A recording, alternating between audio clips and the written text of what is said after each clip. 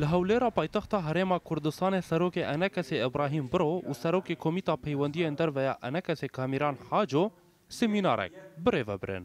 Bi armanca şirovekirina dawî rewşa Enekesê li Rojavayê Kurdistanê û zehmetiyên ku xelk li wir derbas dikin.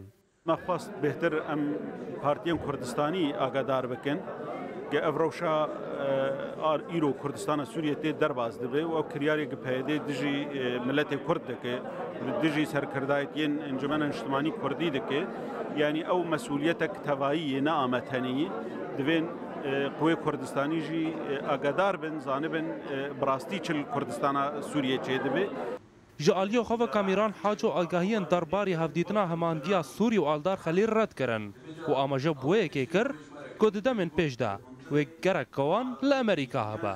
Ez bi xwe bi serokê koalîsyonê re Enes el Abdî re axivîm. Deh bû ez pê re axivîm. Min jê pirsî got tiştekî wilo bi tu renga çê nebûye. Em dixwazin herîn wizareta derve bînin. Tu zanî ew jî ne asana. Em li benda bersivekê ne.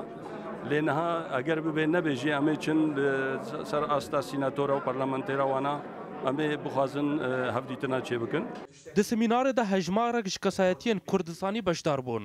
Osman Ocalan derbarî nakokiyên di navbera her du aliya de got nabe aliyek bi tena xwe desthilatê bike û divê peyê dê pabendî rêkeftinan bibe.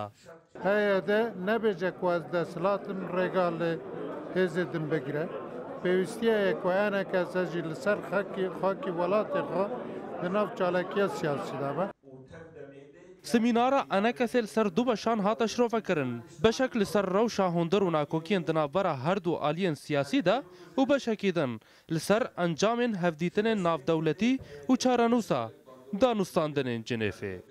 Aştîtî Şêrûdaw, Hewlêr.